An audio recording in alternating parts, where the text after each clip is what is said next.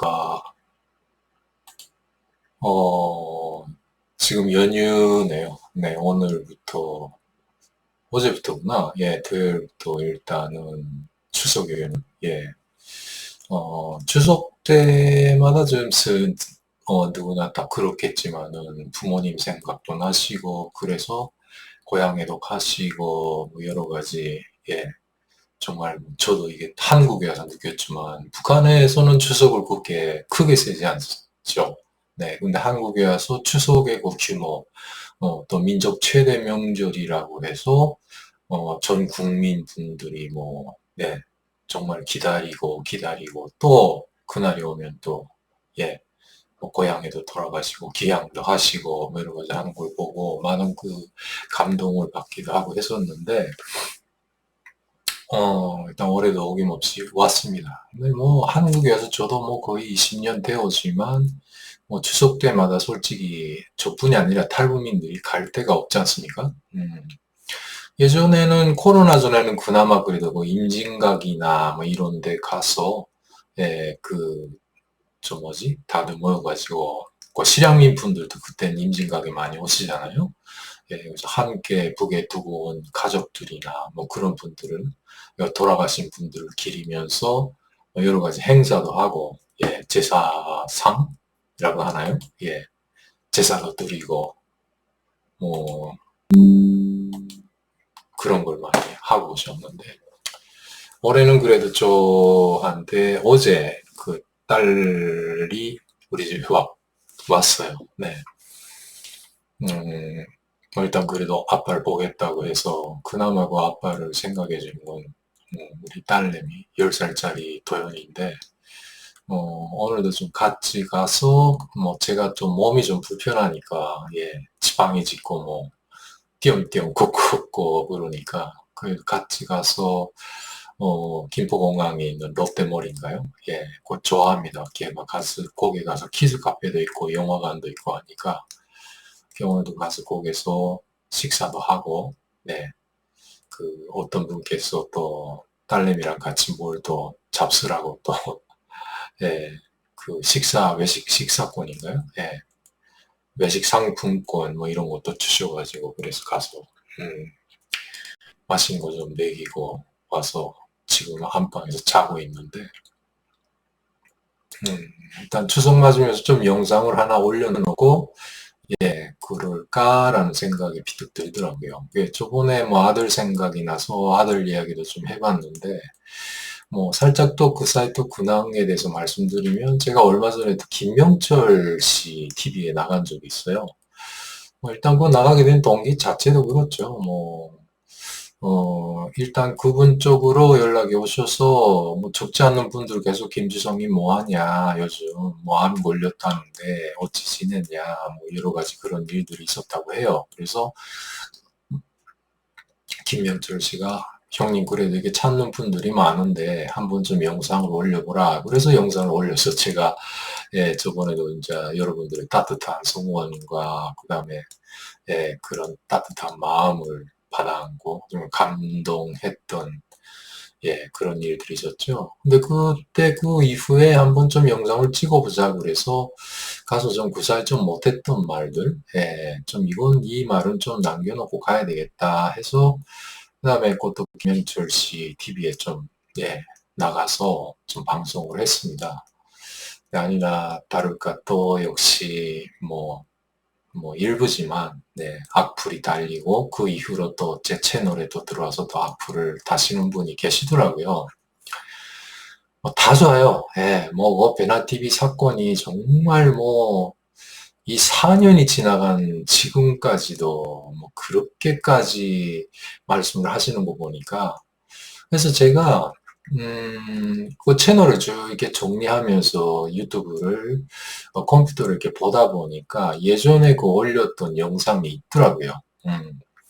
그러니까 처음이죠. 그 절지에 인천에 와서 그다음에 함께 일하던 장보경 씨랑 강미혁 씨랑 뭐 트러블이 생기고 뭐 어쩌고 저쩌고 해가지고 결국은 뭐 이사회에서 결정을 한다 어쨌다 해가지고 장 PD님을 내보낸 그 다음부터 벌어진 일들에 대한 거 졸지에 내용 증명이 날라와서 총회가 소집돼가지고 탈북민들을 내보내야 된다 어쨌다 해서 총회에서 안건으로 해서 장원재 대표가 또 대표가 아니죠 장원재 박사님이 또 뭐 했던 그런 쫙 해서 그 영상을 가만히 봤어요. 또 댓글을 보니까 또 기분도 안 좋고 해서 아이고 또 유튜브 괜히 했나라는 이런 생각도 들고 그러다가 그 영상을 다시 꼼꼼히 봤거든요. 물론 그때는 그 강리혁 씨랑 소 대표라고 해서 그 와이프 되는 소 대표가 장독에가 되고 역설을 하기 전 영상이었어요. 그 다음에 그 역설극이 터져가지고, 더 이상 말을 못하고, 이거 뭐야, 라고 생각을 했었는데, 일단 그 전 영상을 가만히 보면서 곰곰이 봤더니, 역시, 이제 와서 보니까 좀 더 느껴지는 게 달라요. 야, 내가 왜 그때 그렇게 했을까? 물론. 뭐, 당시는 뭐, 절제 막 하루아침에 예고도 없이 채널을 뺏어가고, 예고도 없이 막 내용 증명이 날라와서 총회가 열리고, 결국은 총회에서 뭐, 그때 당시 우리가 한번 이겼었어요. 이겨가지고, 그 장원재 씨가 보냈던 내용 증명이 다 보류되고, 뭐, 그건 뭐, 그 선거 전체 회원들을 놓고 정관에 그렇게 박아놨으니까, 회원들이 그 거수가결을 해서 투표권을 행사해가지고 그 다음에 뭐 이 안건에 대한 거를 문제에 대한 거를 이게 뭐 거수가결식으로 해서 했는데 한 표 차이로 우리가 그때 행정사랑 다 와가지고 이렇게 집행을 했는데 뭐 그런 일도 있었는데 뭐 다 지나간 일이죠. 그러니까 제가 그때 총체적으로 다시 영상을 보고 나서 뭐 그다음에 그 좀 보기 싫지만 댓글들도 쭉 눈에 오는 거 보니까 우리 국민 정서라는 거를 다시 한번 생각을 하게 됐고, 그리고 좀 더 입장을 바꿔놓고 생각하니까, 뭐, 일단, 만약에 내 딸이 저렇게 됐으면, 라는 생각도 들고, 하여튼 뭐, 장원재 박사님, 노용 푸세요. 뭐 이제는 저도 진짜입니다. 뭐, 제가 만나 뵙자고요. 만나 뵙고, 뭐, 이 변명을 하려는 게 아니라, 만나 뵙고, 진짜 장 박사님이 그 사이 몇 년 동안 뭐 아프셨던, 또 장보경 씨가 마음이 아프셨던 부분에 대한 거, 제가 받아들이고, 그 다음에 그 자리에서 사과할게요. 뭐 사죄라고 해야죠. 사죄하고, 가급적이면, 뭐, 저 정말 뭐, 언제 꺼질지 모르는 생명이잖아요. 좀 두루두루 알아봤는데, MDL이라고 했던가, 제가 그때 병명 자체가, 콜수 형성 이상 중후군이라고 해가지고, 이게 난치병이라고 해요. 그래서 일본에서도 좀 알아봤더니, 이게 난치병으로 지금 등재가 돼 있어가지고, 일단 뭐 경제적으로도 많이 치료를 하자면, 여러 가지 그런 것도 있고, 사실 뭐, 저도 여기서 처음에 혈액암 쪽에서 치료를 받을 때, 정형외과 치료 받을 때, 저혈모인가요? 저혈모 이식 수술을 하는 것이 좋지 않냐라고 했는데, 교수님께서 참 좋으신 분인데, 야, 이거 비급여라서 돈이 만만치 않다는 거예요. 그래서 일단 이게 복용약으로 좀 어떻게 고비를 넘겨보자 했는데, 사실 제가 골수 이식을 한다고 해도, 지금 저한테 골수 이식 해줄 사람이 도연이밖에 없어요. 그 어린 딸한테, 10살도 안 되는 딸한테 골수를 내놓으라는 건 도무지 저는 뭐, 아빠로서 할 그런 것도 못 되고, 철도 없는 애한테. 그래서 그런 상황이기 때문에, 장 박사님, 오늘 또다시 뉘우치는데, 제발 좀 풀어주고, 오해 푸시고, 뭐 제 잘못을 받아주시고, 한번 저 죽기 전에 다시 베나TV, 새로 오신 탈북민들 데려다가 화기애애하게 한번 영상 찍읍시다. 받아주세요. 뭔가 이게 마음이 갑자기 그 영상 보고 나서 지난 시기에 김주성을 보고 오늘의 김주성을 보니까 다시 한번 생각이 들고, 그 다음에 뭐 솔직히 뭐 제 채널에 들어오셔가지고 뭐 여러 가지 좀 잘못은 잘못인데 그렇게까지 이야기를 해야 되나 하는 그런 생각도 들었어요. 어, 일본에 가라. 왜 자꾸 저 일본에 가라고 하시는지. 어, 그다음에 김영철 씨한테 영상을 내리라고 해라. 어? 그리고 나한테 들어오는 후원금, 후원금을 북한 사람들 살리는데 돌리라고 말해라는 등, 여러 가지, 다 좋아요. 예, 다 좋고, 일단은 장원재 박사님한테 다시 한번 영상을 통해서 말씀드립니다. 어, 그때 제 행동이 너무나도, 예, 어리석었다라는 걸 본인도 뉘우치기 시작하네요, 저도. 음. 그리고 다시 말하지만 그때 내가 왜 장보경 씨하고 전화까지 해놓고 그 상황에서 만나지 않았는지, 예, 참 그것도 후회스럽고, 아무튼 미운 생각이 없습니다. 여러 가지 있었지만, 예, 제발 좀, 예, 서로 다시 만나서 웃으면서, 네, 영상 하나 찍었으면 좋겠다. 또 바랄 거 없어요. 네. 그렇게 좀, 제 누명을 벗자, 이제 그런 거 상관없고요. 이제, 그거 뭐죠, 저 댓글도 아무거나 다십시오. 상관없고요. 일단 아프게 좀 받아들이고 다 받아들이고 있으니까. 네. 네, 그냥 악의를 품고 하시는 일이라면, 그것도 제가 막을 힘이 없죠. 각자 언론의 자유라고 하나요? 네. 말하는 건 다 자유이기 때문에. 아무튼 뭔가 추석을 맞으면서 또 오늘 또 도연이랑 딸이랑 같이 하루를 보내고 나서, 예, 아까 김영철 씨 영상이 새벽에 어젯밤에 올라갔나? 그리고 알림이 와서 그다음엔 또 우연히 또 보다 보니까 또 댓글을 보게 돼서 그냥 아침부터 좀 기분도 없고 해서 김영철 씨한테 또 전화도 하고 이거 영상 그만 올려야 되지 않나 했더니 김영철 씨도 그래요. 이왕 올리고 형님이 할 이야기만 하면 되는 거지. 댓글 신경 쓰지 말고 대한민국에 5천만 명이 다 형님 편을 들 줄 알았나. 그 속에 유튜브들한테는 누구나 악플이 달리기 마련이고, 그러니까. 하여튼 둘째 치고 간에, 사실 솔직히 말씀드릴게요. 정말 장원재 박사님 처음에 왔을 때, 장보경 씨도 그렇고, 정말 인상이 좋았고, 장원재 박사님하고는 진짜 친한 건 사실입니다. 예.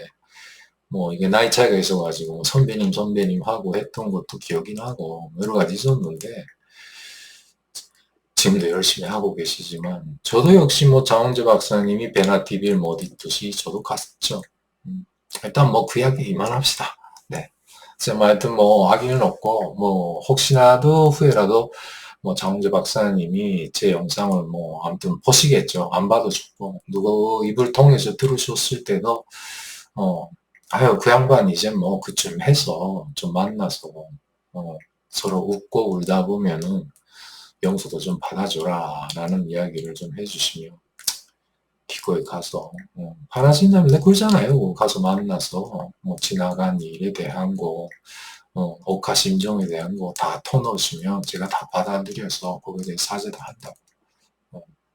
지나고 보니까 하여튼 그렇습니다. 네, 그래서 좀 속에 있는 소리라고 할까요? 다시 한번 이렇게 말씀드린 거고 제가 이제 가서 예, 석고대죄를 한다고 해서 제 몸값이 올라가는 것도 아니고 내려가는 것도 아니고 그게 부끄러운 일도 아니고 그렇게까지 강력하게 하실 때 바라고 계시고 근데 바라나 마나 저도 좀 어리석었다는 생각을 하고 있습니다. 근데 너무나도 이렇게 말씀하시니까 예, 더 이상은 신경을 안 쓸게요. 예. 일단 제가 다시 유튜브 시작한 거는 원래 했던 일이기도 하고 그다음에 이번에 한거 올리고 나니까 뭔가 좀 남겨놓고 가야 되겠다라는 그런 생각 취지에서부터 예 시작을 하게 된 거고 또 이제 와서 제가 또 할 게 뭐가 있겠습니까 솔직히 예. 유튜브라도 해서 네 방송을 통해서 여러분들에게 소통을 하다 보면 좀 이게 어느 정도 위안도 되고 위로도 되고 일본 채널 자체도 그렇게 해서 시작을 한 거고요. 네. 일단 물론 거기서 좀 수익이 조금이라도 보탬이 되면 네. 현재 계속 무료급여를 받고 네. 또 정부의 혜택을 받고 있는데 참 고맙죠. 네. 열심히 살다가 이렇게 돼서 다시 제가 그런 혜택을 받고 있는데, 다시 한번 감사드리죠. 대한민국이 없었으면. 아무튼 북한에 있었으면 전 죽었을 거예요. 예. 일단 그렇게 된 상황인데. 자, 오늘은 무슨 이야기를 할까 했더니, 그죠? 우리 어머니 이야기를 좀 해야 되지 않나. 아들 이야기를 했는데, 간단히 말씀드리면, 현재 어머님께서는 저하고 딱 20년 차이거든요. 그래서, 현재 아마 80 조금 넘으셨을 거예요. 제가 62인가 아마 그렇게 되니까. 63년생인데, 어머님은 43년생이세요. 네. 근데 우리 어머니를 좀 이렇게 어려서부터 말씀드리면, 일단은 1살 때 이혼을 하셨는데, 처음에 우리 어머님께서 그니까 외할아버지죠. 예, 외할아버지, 외할머니 고향이 전라도세요, 또. 네. 제가 듣기로는 아마 남원이라고 했던지 아무튼 그쪽 편인데, 거기 아마 또 친척분이 계신다는 이야기를 듣긴 들었지만, 정확히 모르겠는데. 하여튼 그렇게 됐다가 19살 때 우리 아버지한테 시집을 오신 거예요.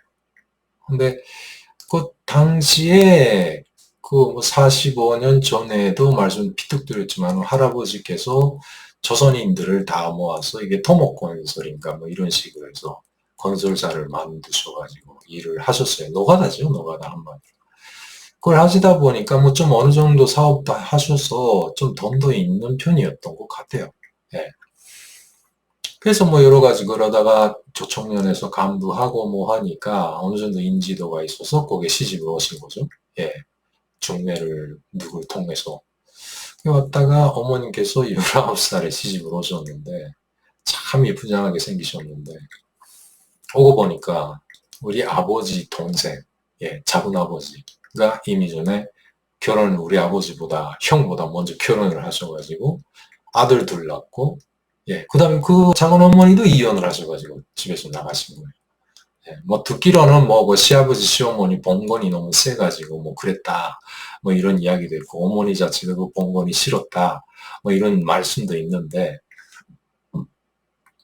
그건 흔히 이러고저러고 며느리 분들이, 예, 가끔씩 그게 듣는 소리잖아요. 그래서 어머니가 시집을 오니까, 나를 낳고 나서도 저를 얻고 그 다음에 시동생이 되겠죠. 시동생 자식들 둘 손목을 잡고 세탁기 앞에서 울기도 하고 그랬다고 해요. 예. 그러다가 정당에 제가 1살이 안 됐을 때 더 이상 견디지 못해서 철이 없잖아요. 19살인데. 예. 그래서 그냥 집을 뛰쳐나가셨다고 해요. 예. 그래서 당시 도쿄에 언니가 계셨는데 제일 큰 이모. 큰 이모님한테 가서 그 다음에 거기서 있다가 몇 년 동안 있다가 그 다음에 재혼을 하신 거예요. 그런 사연이 있습니다. 일단. 예, 그래서 제가 어려서부터 할아버지 할머니 손에서 자라다 보니까 완전히 부모 역할을 저분님께서 다 하신 거죠. 그래서 북한에 갈 때도 저도 더 따라가게 됐고 예, 저분님 말씀도 더 잘 듣게 되고 이렇게 됐던 거죠. 네, 그러다가 그 어머니하고는 서로 계속 몰랐어요. 네. 그러다가 제가 사범대 입학을 해서 사범대 졸업을 할 때, 네. 북한은 그런 데서는 간부 사업이라고 하죠. 예, 인사 등용 사업에서는 철저하니까. 자, 부모 이력서를 제출을 하는데, 어머니 이름을 몰라요. 제가 그때까지도. 네. 그러니까 일본에서 살 때 12살, 3살까지 살 때도 누구도 저 안 되고 어머니에 대한 이야기를 안 해주셨으니까, 네. 왜 할머니도 그렇고, 왜 고모분들이 한 3분 계시는데, 예, 그 고모님들도 저한테 그런 이야기를 안 하셔서, 네. 그래서 그렇게 모른 채로 해서 성인이 된 거예요. 그래서 대학을 졸업할 때, 이거 해명을 못하면 간부 등용이 안 된다는 거예요. 그래서 그때 당시 제가 사범대를 졸업해가지고 경공업 단과대학이라는 곳에 체육교사로 가게 돼 있었는데, 네. 그래서 아버지한테 부랴부랴 그때, 일본에 국제전화가 될 때거든요. 네. 그래서 어떻게 했냐면 그때는 일방적으로 북한에서 골수는 있는데 일본에서 골수가 없어요. 네. 가긴 가는데 오는 건 없어. 네. 그냥 올 때는 어떻게 하냐면은 저쪽에서 올 때는 신청을 해서 몇 월 며칠 날 거의 한 달 후에 전화할게 하는 걸 편지 서신으로 막 사전에. 근데 편지가 더 엊그제도 말씀드렸지만 이게 그 무슨 뭐 20일 만에 오고 가고 하는 건 정말 운이 좋을 때고 선택권멸 걸리게 되면 좀 그랬잖아요. 예. 일체 다 못 오고 몇 달씩 걸린다고. 네. 근데 그때는 80년대 들어가서 국제전화를 하는 제일교포, 국성교포들이 많아지다 보니까 전화국 앞에 가서 가면 그 전화하러 온 사람이 계세요. 그런 분한테 부탁을 하는 거죠. 어, 좀 친척분한테 우리 아버지한테 연락해서 몇 월 며칠 날 좀 전화하라고 해달라. 라고 해서. 예. 그래서 저도 아버지하고 전화해서, 자, 아버님 급합니다. 빨리 제 생모의 이름이랑 생년월일, 예, 현재 거주지만 알려주십시오. 라고 했더니 아버지가 그 다음에 한 달 후에, 예, 한 달도 안 됐을까? 아마 20일쯤이다 다시 전화할게. 그 다음에 그래서 어머니 이름이랑, 네, 알려주셨어요. 생년월일. 그래가지고 그 이력서를 완성을 하고 제출을 해서 결국은 그 경공업 단과대학이라는 곳에 후에 그게 지금 경공업 대학으로 공업대학으로 바뀌었는데 거기서 체육교사에 가게 된 거예요. 가게 됐는데 뭐 그거로 끝이죠 사실은. 네, 근데 아버지께서 그때 뭐냐면은 그 어머님의 주소 현 주소도 보내주신 거예요. 여기서 어머니에 대한 미련이 생기잖아요. 그래서 어떻게 했냐면, 이 편지를 한번 써볼까라는 생각이 드는 거예요. 그러니까 어머니라는 말을 들었지만은 실제 자기 생모를 그때 제가 나이가 26, 24대 때구나. 2살, 3살 때, 4살, 24살에 제가 대학을 졸업했으니까. 예. 그때니까 해도 어머니 생각이 나는 거죠. 그래서 편지를 썼어요. 부모님 사실 저 아들 누군데 이렇게 이래가지고 몇 년도에 북한으로 할아버지 할머니랑 같이 넘어오고 뭐 이런 자초지종을 쓴 거죠. 해답이 온 거예요. 네. 거의 한 2달, 석 달 만에 왔는데 그 해답이 온 것이 먼저 어머니 편지가 아니라 어머니의 동생이 있는데 세 번째인가 네 번째 동생인데 저하고 또 10년 차이 되는 이모님이 계세요. 예. 해가지고 이모님이 먼저 편지가 오신 거죠. 사실 난 너 이모다 해가지고 두루두루 그 자초지종을 쭉 쓰셔가지고 어머니한테도 빨리 편지를 써라. 어머니는 네 편지를 받아보고 지금 당황해한다. 어디선가 잘 살고 있겠지 하고 했는데 북한에 갔다는 소식 듣고 깜짝 놀라고 계신다. 뭐 이런 식인 거죠. 예. 어머니한테 편지가 왔더라고요. 뭐 짤막하게 여러 메모장 같은 데다가 이렇게 써가지고 잘 있었냐, 그 사이 보니까 할아버지 할머니는 북한에 갔네, 뭐 이렇게. 아무튼 그래서 일단은 연계를 가지게 되니까, 그 다음에 뭐, 우리 사촌들이 또 뭐, 그때 당시 조총련에서 일하던 사촌 형들이 또 북한에 오고 가고 하면서 서로 그 우리 이모도 그렇고, 네, 어머니도 그렇고, 아무래도 어머니가 원래 시집을 갔던 집에 시누인의 아들들이기 때문에 알잖아요. 네. 서로 알고 또 공유해가지고, 그때 당시 제가 결혼을 해서 큰아들을 낳았을 때라, 네. 뭐, 그 아들 아기 때, 네, 아기 때 그 아기들이 입는 옷이라든가, 이유식 같은 거, 예, 그 다음에 그 무슨 분유 같은 거, 이런 것도 보내주시기도 하고, 네, 또 경제적으로 지원도 해주시고, 뭐 해서 그런 인연이 쭉 이어져 가다, 그 다음에 국제전화도 하면서 어머니하고도 전화를 하고, 뭐 하고, 이렇게 나갔던 거죠. 그래서 뭐 사진도 오고 가고 했는데 항상 어머니는 전화를 해도 미안합니다. 어쨌습니다. 어머니 제발 좀 그거 했습니다. 좀 하지 마세요라고 하는데도 아닙니다. 뭐 이런 제가 죄를 졌습니다. 아니 뭔 죄냐고 그러지 마시라고 제가 지금 역으로 효도를 못 해드려서 정말 항상 가슴에 걸려있다. 뭐 이렇게 흘러갔어요. 예, 쭉 흘러가다가 결국은 뭐 2000년 이후에 아시다시피 일본이 독자적인 제재를 가하고 뭐하고 해서 제일교포들의 왕래도 끊기고 뭐하고 해서 뭐 이건 그건 다 북한 탓이죠. 뭐 김정일이가 뭐 절제 저 원자력 방지 그 협약인가요? WPT인가? 잘 기억이 잘 안 나는데 그게 뭐 탈퇴해가지고 무슨 뭐 예, 김일성한테 가서 뭐 조선이 없는 지구는 깨버리겠다 뭐 이래서 막 광기 뿌리고 막 하면서 제재가 전면적으로 가해지고 했잖아요, 그때. 예, 쿠페 맞아가지고 조명록이라고 당시 정치국장 하던 그 양반을, 예, 북한군 정치국장 하던 양반을 미국에, 예, 저 밀산지 뭔지로 보내고, 어, 뭐 미국 앞에 뭐 후에 들은 이야기지만 머리 수그리고 뭐 이런 식으로 해서 했을 때란 말이죠. 예. 그러니까 그런 시기부터 해서 힘들어지니까 결국은 저는 탈북을 했잖아요. 예. 그래서 탈북을 해서 뭐 일부분들 뭐 전에 이야기도 했지만 사실 그 어머님께서 그런 사정을 전혀 모르시고 북한이 아무리 힘들다 하지만 그 지경인지를 몰랐던 거죠. 뭐 우리 할아버지처럼.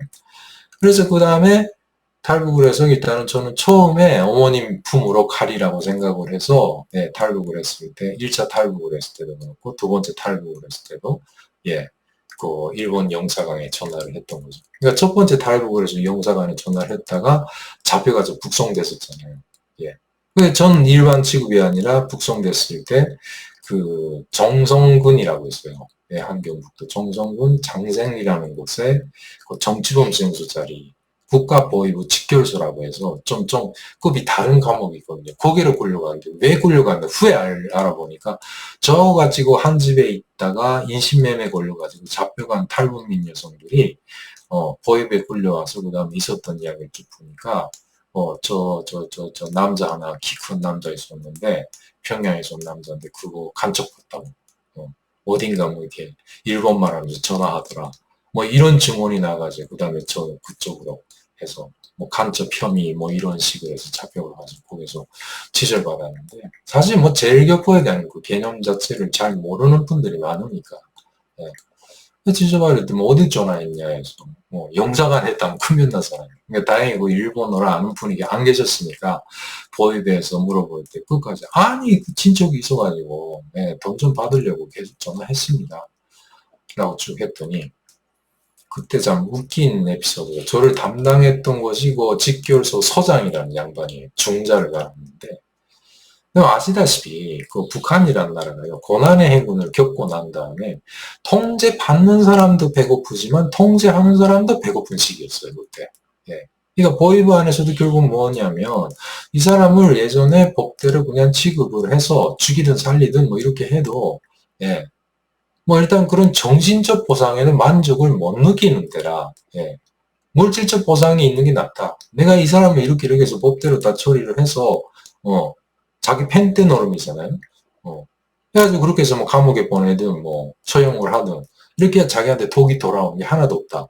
이런 걸 자각을 하기 시작했을 때 재미난 것이 예.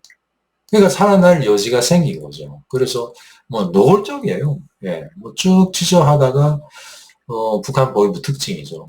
뭐 한 달이고 두 달이고 북한 말로는 달 군다고 해요. 달 군다. 네. 그러니까 단련을씩 뭐 이렇게도 압박을 줘보고 이렇게 겁도 줘보고 고통도 줘보고 하다가 이놈한테는 돈을 받아도 후에 문제가 안 되겠네. 뭐 이런 식의 타산을 하나 봐요. 했다가 뭐 거기서 수감 과정에 뭐 한 두 달, 석 달, 제가 6개월 동안 수감이 돼 있었는데 그 사이에 그 좀 어느 정도 파악이 되니까 네.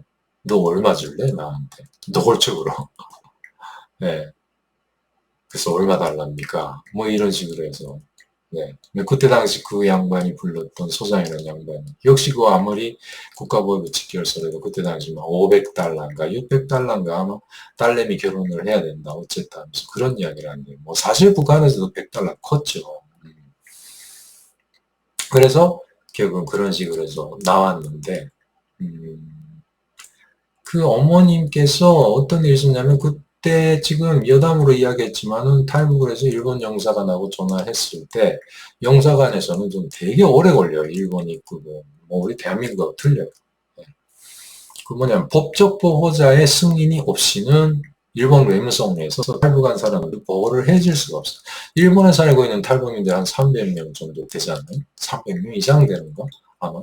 그분들이 멍딴다 그러다 보니까 일본인 예, 저처럼 북송돼 가지고 갔는데 제일교포를 만나서 결혼을 해서 자식이 있기 때문에 북한에 따라간 사람이라든가 이런 연고 가족들이 절대 다수고 나머지는 그 일본에서 그 북한 인권 때문에 활동을 하시는 여러 가지 선생님들이 계세요.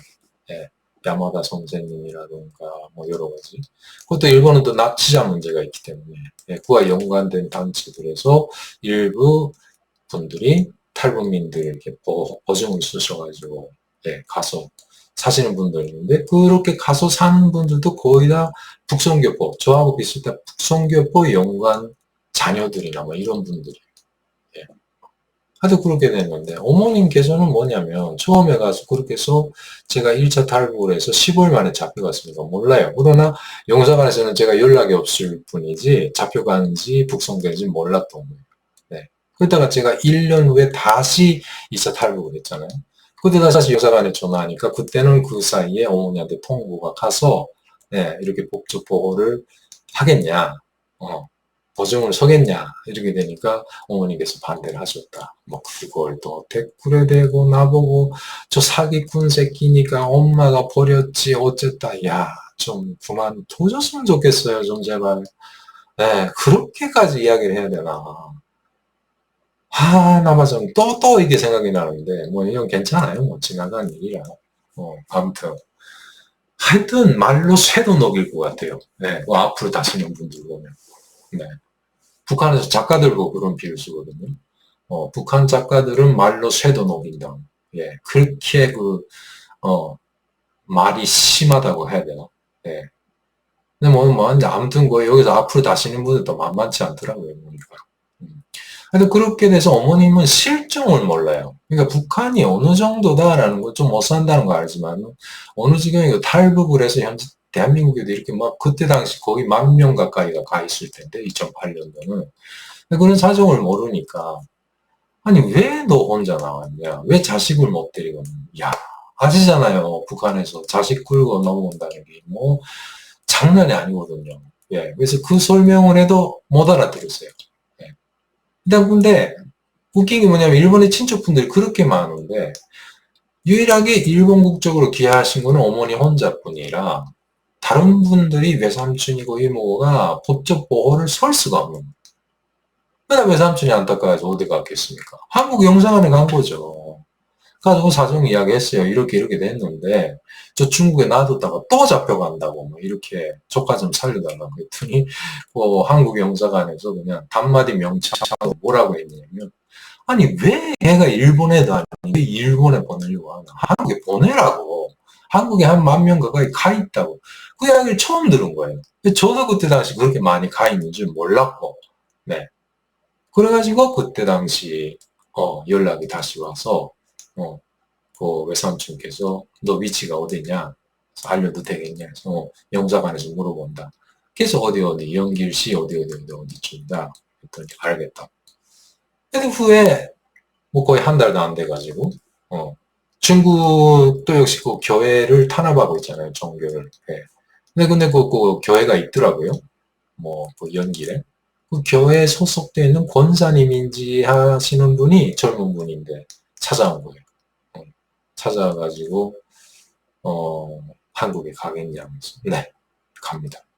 그래서 그 다음에 따라갔죠. 따라가서 그 다음에 어떤 그 지하에 있는 카페인데 거기 들어갔더니 빨간 잠바를 입은 북한 여성 한 분이 저보다 나이 어리지만 앉아있는 거예요.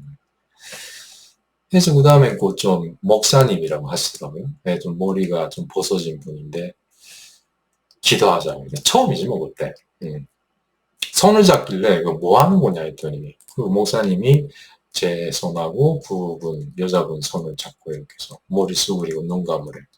감았더니 그 다음에 쭉 기도를 하시는 거예요. 좋은 길로 인도해 주시옵고 지켜주시옵고 뭐 이런 식으로.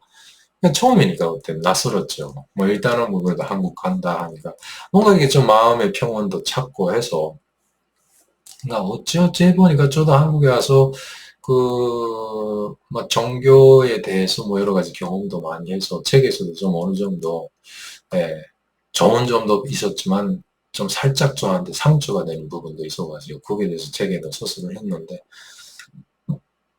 하여튼 그 과정에 결국은 종교단체죠.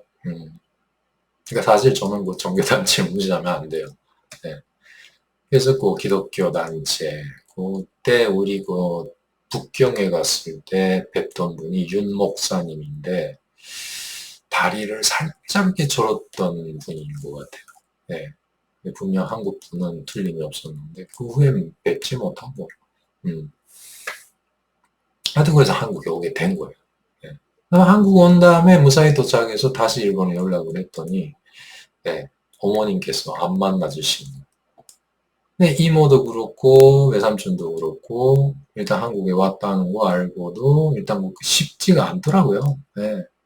뭐 가서 그냥 당장 딸려가서 어머니 하고 싶은데 그 부분에 대한 건 역시 뭐 객관적으로 지인들도 그렇고 또 다른 일본의 우리 아버지 편에 또 친척분들도 계시고 사촌 형, 오촌 형 이렇게 예, 그분들도 그렇고 야, 너가 한 살 때 헤어졌으니 예, 그 공백이라는 것이 보통 그 뭐지 헤어진 사람들하고 좀 다르지 않겠냐. 엄마한테 좀 시간을 줘라. 뭐 이런 식이었어요. 이따가 저 2008년도 왔죠. 네. 그로부터 한 4, 5년 후인가? 네. 그 이모님을 먼저 만났고, 네. 그 10살 위 이모님. 네, 그 이모님은 좀 활동을 많이 하셔가지고,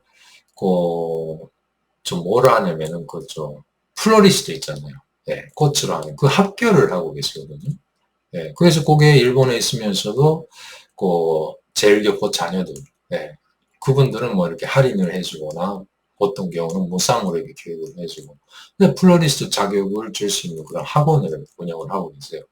한번 코로나 전에도 그런 이야기 해줬어요. 그래서 그 재단에도, 하나재단에도 공식 이야기를 해서 이모님이 뭐라고 하시냐면, 야, 나 한국에 가서 좀 북에서 온 애들 좀 내가 배워주고 싶다. 이런 말씀 하시는 거예요. 너 보니까, 다들 그 북한에서 그 불쌍하게 여기 왔는데, 이거 플로리스트 자격이 괜찮다? 뭐 이런 식으로 해서, 재단에서도 이거 프로젝트 짜가지고, 그러면, 재단에서는 어느 정도 이렇게 비용을 좀 지출을 해서, 교육비라든가 이런 걸 지원을 해서 좀 플로리스트 자격을 해주자. 라고 뭐 이런 식으로. 예. 예전에 제가 베나TV 한참 나갈 때, 기억나시는지 모르겠는데, 서울대 다니는 이정호 씨라고, 네. 수학 올림피아드로 해서 나왔던 친구가 있잖아요. 그 친구의 와이프 되는 그 탈북민, 예. 이름이 갑자기 기억이 안 나는데, 플로리스트예요. 예. 열심히 한국에서 플로리스트 자격을 따가지고, 예, 그 다음에 그렇게해서 강남 쪽에 있는 뭐 백화점인가 이런 데 입점도 하고 뭐 참 대단한 친구예요. 예. 근데 그분이 달달 나왔다가 두루두루 이야기하다 우리 이모님 예, 학교 사이트라든가 웹사이트라든가 이런 거 다 보여줬더니 와 자기도 가고 싶다. 근데 문제가 뭐냐면 이모님이 우리말을 제대로 뭐 이렇게 원활하게 하지 못해요. 또 이분은 또 이분들 일본말 모르잖아요. 예, 그렇다고 제가 또 따라가서 같이 통역을 해준다도 말이 안 되고. 서로 이렇게 의사소통이 되게끔 연결을 해주라고 해도 그게 힘들었어. 야, 그래서 그 이모, 무조건 우리 이모님 데려와서 해서 탈북민들한테 배워주게 해야 되겠다. 뭐 이러고 있는데 막 코로나 터지고 뭐 하고 뭐 여러 가지 있었는데. 그래서 그 이모님을 만나 뵙고 나서 이모님도 오해를 푸신 거죠. 네, 그 다음에 어머니, 안 돼, 너 해서 엄마도 좀 만나게 해줘. 라고 했더니, 일단 한번 도쿄에 제가 다른 일 때문에 갔을 때, 이모님이 너 그러면 먼 발치에서 한번 엄마 보기만 해라. 지금은 자기도 어머니를 설득을 하기가 힘들다. 워낙에 고집이 세다. 그러니까 그거는 네가 미워서 안 만나는 것보다도 뭔가 자기로서도 그 미안함도 있고 해서 아들 앞에 선뜻 나서기 힘들어하는 그런 게 뭐 좀 있더라라고 해서 이해가 되더라고요. 네. 일단 엄마 입장에서는 또 그렇고 저는 저대로 또 어머니한테 제대로 못 해주렸다 하는 그런 마음 때문에 뭐 공백이 10년, 20년, 30년 이렇게 제가 한 살 때니까 결국은 재회한 거지 한 40년 이상 지났어야 재회를 하게 됩니다. 그래서 아무튼 그렇게 해서 한번 도쿄에 시나가역이라고 있는데 거기 되게 커요. 여기. 거기서 가끔씩 이모님이 우리 어머니랑 만나서 파스타를 좋아하신대요. 어머니가. 네. 그래서 식당에 가서 파스타를 먹는다고 하더라고요. 그때 네가 몰래 와서 역에서 먼 발치에서 엄마를 실제 엄마 모습을 봐라. 그래서 나 가볍게 생각하고, 그래도 40 몇 년 만에 엄마를 보는구나 해서 갔어요. 갈 때 이런 미니어처의 그런 꽃 있잖아요. 예, 작은 이런 화분에 담긴 꽃, 무슨 꽃이었든 생각이 안 나는. 거기다 네임카드 여기다 써서 어머님 아들은 항상 기다립니다. 뭐 이런 식으로 해서 워낙에 좀 굴쟁이라 예, 좀 멋진 문구 써서 넣고 가지고 간 거죠. 가서 그다음에 플랫폼이 있는데 요게고 개찰구죠. 예.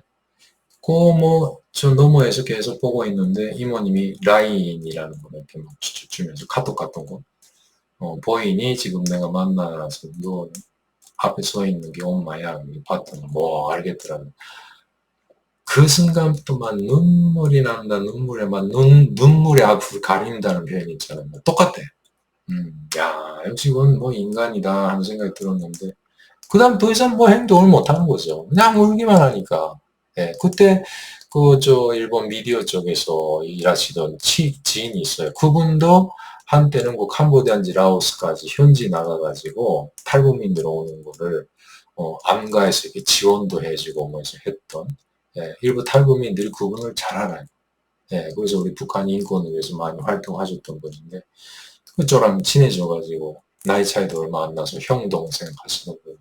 그분이 옆에 있다가 그냥 야, 이 비참하구만. 40년 만에 만나도 이렇게 보기만 한다는 게 참 뭐 이런 식으로 이야기 하시다가 네, 그런 일이 있었어요. 했다가 그 후에 일단 어머니를 먼발치에서 보고 그 다음에 식당에 가서 밥 먹고 와서 커피숍에 앉아있을 때 저보고 다시 오라 그래가지고 다시 가서 커피숍에 가서 용기를 내가지고 또 봤는데 근데는 엄마 하고 다가가서 이렇게 못하겠더라고. 네. 그래서 자, 뭐, 그래, 지난 다음에 이모님, 엄마 보내놓고 이모님이 오신 거예요. 자, 이거 선물하고 주면서, 야, 이모님, 이거 좀 너무 가혹한 것 같아요. 나 이거 두 번 다시 이랬다. 나 심장 멎을 것 같아. 라고 이야기했더니, 알았어. 그랬더니, 그로부터, 거의 한 1년도 안 됐을 때인가? 다시 그 작전을 짠 거예요. 예. 그때도 뭔가 일이 있어서 도쿄에 갔을 때, 똑같이 시나가역에서 만나서, 이번엔 식당에 같이 들어가자. 라고 해서, 시나가역 근처에 있는 자주 가는 이탈리안 레스토랑, 예. 그 앞에서 저하고 우연히 만난 것처럼 한 거죠. 괜찮을까요? 이말이니까 괜찮아, 괜찮아. 부딪히고 볼 판이지 뭐 이래가지고. 그래서 또 툭 만나니까 어머님이 탁 굳어지셨어요. 견직돼 주셔가지고. 그 다음에 두 말 한 장에 저를 탁 보더니, 우리 이모는 능청스럽게, 야, 너는 언제 왔어? 왔으면 전화해야지. 이렇게 우연히 만나니, 뭐 이런 식이었던 거죠. 그러니까 어머님이 딱 하시는 말씀이 뭐냐면, 이모한테 야단을 치시더라고요. 예, 저 앞에다 놓고. 너는 내가 그렇게 마음의 준비가 안 됐다고 했는데 이게 뭐냐? 왜 이렇게 억지로 이렇게 만나게 하냐? 때라는 곳이 있다. 모든 일에는 때라는 곳이 있다. 뭐 이러고 하니까 제가 거기서 한마디 드렸죠. 어머님, 아들 인사 받으시고, 예, 어머님이 더 그렇게 못 받아들이신다면 저 이 자리에서 돌아서서 가겠습니다. 네. 그 후에 어머님께서 다 노고를 받아주실 때 오겠습니다. 하고 이야기했어요. 했더니 이모가 옆에서 언니는 너무하다는 둥, 이렇게까지 아들이 말하는데, 10년, 20년도 아니고 3, 4년도 아니고 40년 만에 만난, 그 밥 한 끼 먹는다고 하면서 어디가 덧나? 뭐 이런 식으로. 예. 그러니까 어머님께서 그 다음에 가만히 계시더니, 그럼 가자. 같이 밥 먹자. 오늘 밤뿐이야? 뭐 이래가지고 그 다음에 그래서 같이 세 명이서 앉아서, 예, 두루두루 시켜놓고 밥 먹는데, 40년 만에 재회라는데 할 소리가 없는 거예요. 되게 어색한 분위기 있잖아요. 예. 여기도 막 침묵이 흐르고 뭐하고 하니까 그러니까 이모가 답답하니까 또 이야기를 해서 아까 말한 것처럼 예, 탈북민 교육에 대한 이야기, 뭐 이런 플uralist 자격에 대한 이야기 뭐 이런 걸 가지고 화제거리로 해서 이모도 한국에 갔으면 좋겠다. 거기다 학교 차려놓고라도 해서 니네 애들 북한에서 온 친구들 좀 배워줬으면 좋겠다. 뭐 이런 이야기하면서 둘이서 어선도선 화제가 이야기가 시작된 거예요. 그러니까 엄마는 여기서 가만히 듣고 계시다가 제가 견눈질로 계속 어머니를 주시했죠. 그랬더니 처음 만났을 때의 견직된 얼굴이 아닌 거예요. 벌써 그때는 좀, 이 뭘까, 미소가 좀 머금어져 있는, 얼굴에 비켜 있는, 예, 좀 편안해 하시는 표정이셔서 마음 났죠. 했더니 어디서 결정적으로 이렇게 가슴이 확 와닿냐면 그 앞접시를 주시잖아요, 식당에가. 근데 요리가 들어왔다? 예, 파스타가 오고 피자가 오고 뭐 이렇게 왔는데 어머님께서 아무 말 없이 제 앞접시를 쓱 끌어다 놓고 네, 거기다가 파스타랑 이렇게 담아주시는 거죠. 담아서 또 쓱 제 앞에다 위로 어서 먹어 이런 말도 안 하고. 근데 그 행동을 보고 저는 완전히 가슴이 그냥 막 확 조여 들어와가지고 막 눈물 날라고 막 그냥 하는 거죠. 어. 야, 이거 감정으로 옮겨야지 안 되겠다. 어떻게 참았는지 모르겠습니다. 예. 그리고 겨우 참고, 네. 그 다음에서 먹으면서 한마디 두 마디 한것 같아요. 너 호텔 어디 들었냐? 뭐 어디 어디입니다. 라고 이야기하고. 뭐, 그 다음에 그렇게 해서 어색한 분위기로 해서 결국은 40년 만에 재회가 이루어진 가끔씩 우리 그 이산가족분들 정말 저도 많이 실향민 분들 만나 뵙긴 했지만 뭐 가끔씩 영상에서 나오고 북한에 한 번 가서 만나신 분도 그리고 제가 뭐 방송에서 말씀 안 했지만 예전에 예 어떤 분 부탁으로 해서 예 북한 황해도에 동생들이 계시는 예 한국에 계시는 목사님으로 도와드린 적도 있어요. 네. 그 목사님이 이산가족 상봉을 하고 북에 가서 여동생들하고 남동생이 있는데 만났다 왔는데 그 다음부터 계속 덤덤해져가지고 못 만나줘서 그게 한 20년 지났잖아요. 20년 이상. 이 목사님이 이젠 연로하셔가지고 이거 동생들 생각을 못 견디겠고 자식분들도 그렇게 말씀을 하셔가지고 어쩌다가 방송 타고 뭐 좀 이거 어떻게 못하겠냐 했는데 우리 가족들이 황해도 살잖아요. 예. 근데 원래 그렇게 하면은 위험할 수 있는데 어쩔 수 없다 해서 그래서 목사님이 이거 내가 좀 모아뒀던 돈인데 자네가 좀 책임적으로 우리 동생 좀 갖다 줘. 라고 직접 나왔어요. 뭐 그때 보니까 뭐 되게 그 연로하셔가지고 뭐 겨우 이렇게 지팡이 짚고 걷고 휠체어 타고 오셨다가 뭐 할머님도 정말 허리가 이렇게 굽어지시고 못 봐주겠더라고요. 그래서 그런 분들이 막 동생 찾고 뭐 이렇게 하니까 무조건 해야 되겠다. 그래서 어떤 루트를 썼냐면 저는 그 가져가는데 송금을 할 때 일본을 거쳐서 하잖아요. 그러니까 다행스러운 게 일본이 독자적 제재를 해서 북한을 제재하지만 민간급 차원에서는 개인들이 보내는 송금하고 그 다음에 그 우편물 같은 거는 허락을 해놓은 상태에서 송금도 그 일단은 어느 정도 제재가 적용돼 가지고 한 달에 1인당 원래는 5,000불까지였는데 3,000불까지 줄었어요. 예. 그리고 그거를 보낼 때 우체국에서 그 접수를 해가지고 그 우편물로 이렇게 현금을 보낼 수 있거든요. 일본말로 하면은 유빈격부 가키도메라고 해요. 예, 이거 현금입니다. 해가지고 대놓고 그게 우편물이 현금이라는 거니까 한국에도 있더라고요, 그게. 해가지고 이게 보내는 거예요. 근데 하는데 그걸 할 때 접수를 해가지고 뭐 북한에 주소지 쓰고 뭐 하고 할 때 그 접수에 계시는 분이 그 이런 리스트를 보여주거든요. 여기다 보내는 거 아니시죠? 라고 해서 봤더니 그게 꼭대기 살짝 보니까 그 리스트 명단 제일 꼭대기에 대북 제재 리스트라고 써 있어요. 야, 참 그거 내용 보고 싶던데 절대 이렇게 보여주고 사진도 못 찍게 하고 막 이래요. 그거 보니까 뭐 어느 기업명도 있고 개인명도 있고 뭐 이게 다 제재로 공표가 돼 있는 사람들인 거죠. 아무튼 그래서 그 루트를 써서 그다음에 가져가고는 저도 미리 말씀드렸지만 전화도 했었고 예 편지도 오작가작 하잖아요. 예 그래서 일단 다만 제가 아버지라는 것만 안 밝히고 저쪽이 또 조카라고 자기가 자칭을 해서 삼촌하고 주거니 받거니 하는 것처럼 그래서 그 목사님 돈을 처음에 그래서 뭐 5,000불을 보내주시겠다 해서 일단 이게 3,000불은 그냥 드시라고 제가 먼저 5,000불 맞춰서 드리고 소식이 온 다음에 나머지 2,000불 받겠습니다. 뭐 이런 식으로 했었어요. 예, 그래서 뭐 5,000불 가져갔다가 만약 사다리가 나면 큰변이잖아요. 그래서 저도 변상할 수 있는 왜 그냥 북한은 뭐 어디 담보가 없는데 예.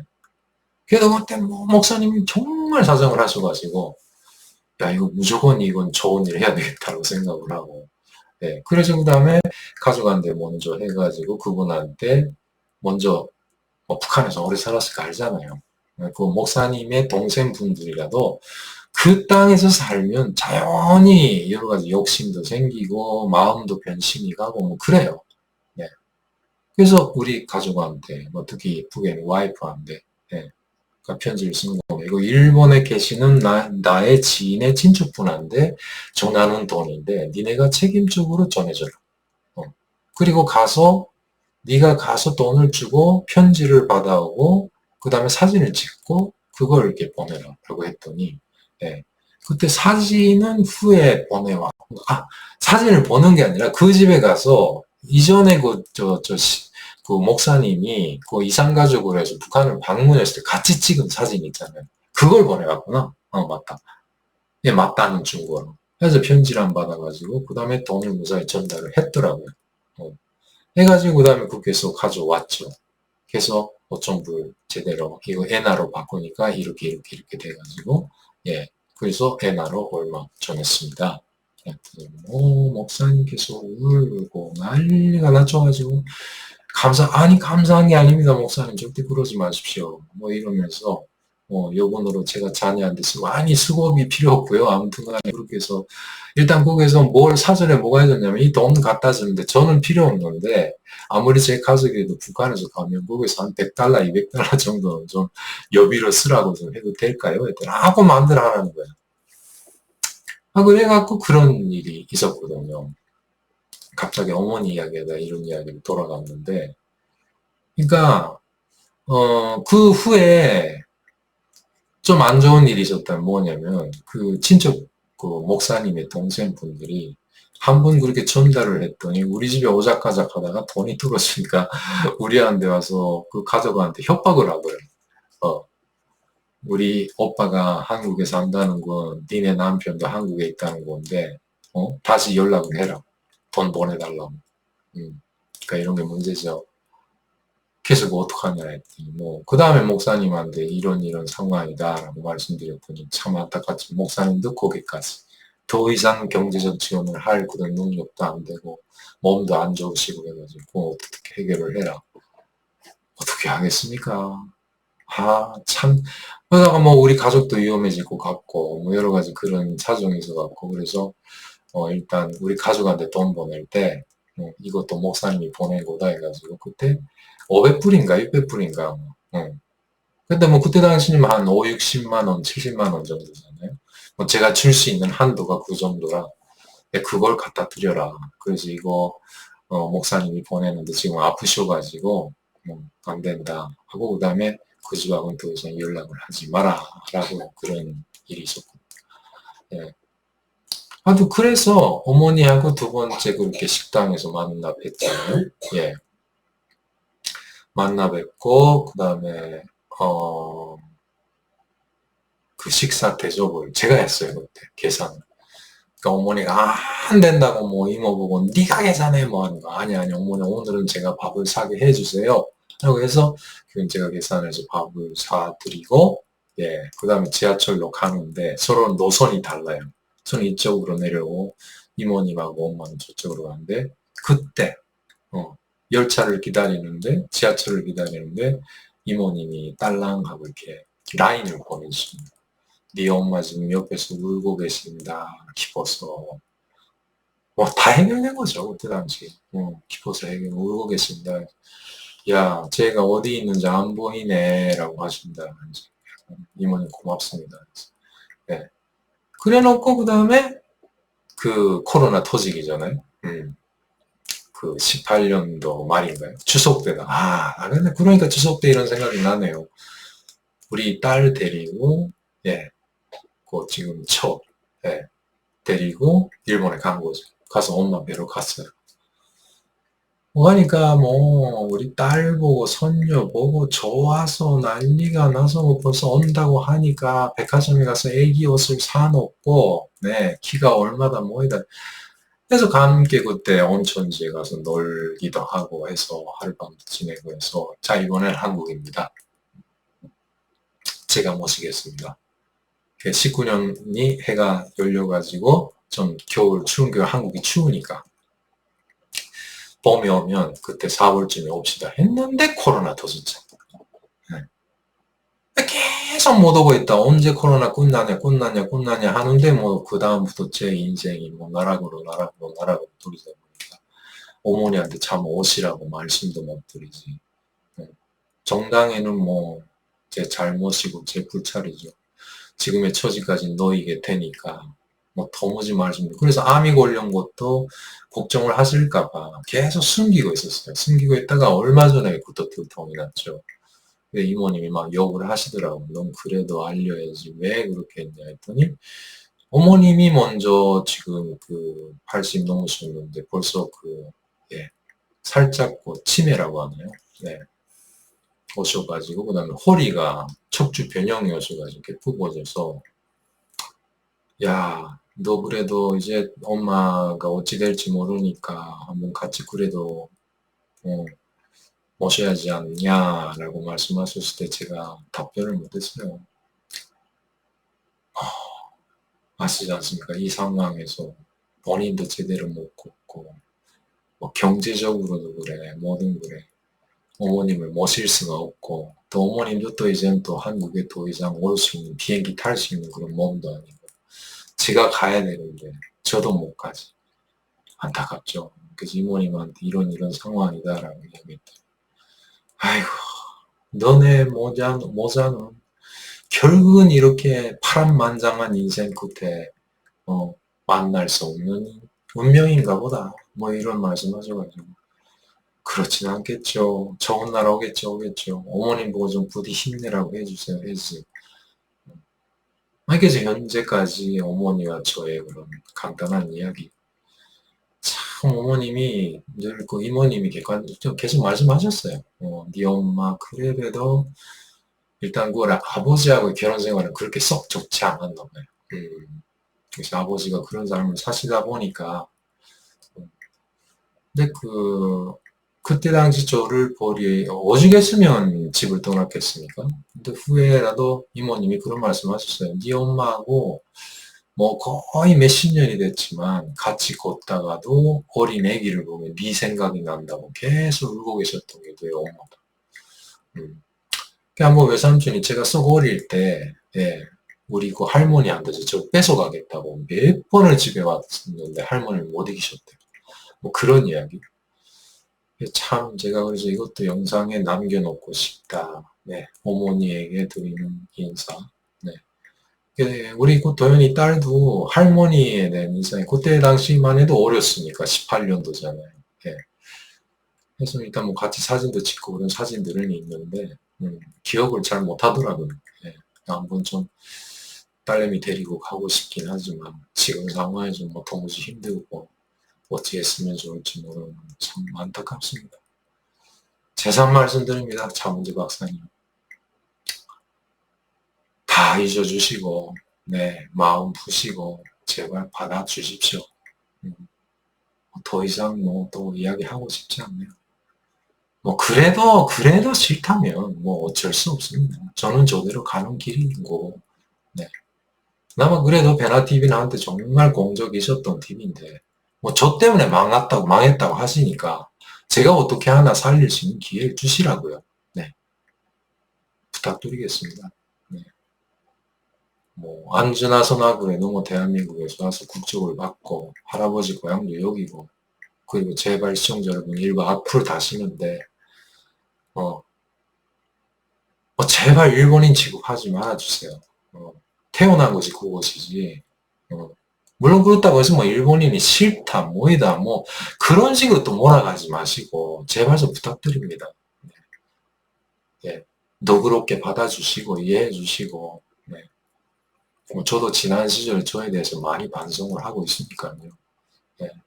뭐 지나간 그 방송을 보면서도 아이고 이놈이 참 거만하기도 했고 못 모르고 덤볐구나라는 그런 생각도 드니까요. 지금에 와서.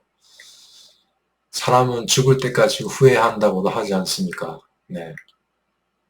우리 정리 많은 대한민국 국민 여러분, 제 채널을 보시는, 물론 저를 이렇게 원해주는 분도 많지만, 지금까지 뭐 저에 대해서 그런 생각을 가지셨던 분이라면, 좀 마음을 풀어주시길 바라겠습니다. 네. 뭐 거기 제 입에서 나오는 것을 항시 기다리고 계셨던 분들이라면 다시 한번 사과드릴게요. 네. 잘 부탁드리겠습니다. 오늘 영상 또 1시간 됐네요. 짧게 한다는 게 늘 이렇게 길어지는데, 네, 아무튼 추석 연휴 잘 보내시고, 좀 귀한 길, 그 다음에 또 올라오실 때랑, 뭐 요즘 뭐 교통사고도 많은데 좀 조심하시고. 저는 이제 뭐 전신경화증이 왔기 때문에 운전을 못해요. 네. 그래서 차도 팔고 다 했고, 네. 그렇습니다. 참 가족은 좋은 거죠. 네. 그래도 우리 도현이가 아빠를 유일하게 생각을 해주셔가지고 해서 저한테 곁에 와 있어서 살짝 그 영상에 좀 내보낼까 했는데 또 겁이 나요. 또 보고 또 딸내미 보고 또 뭐라고 할까봐.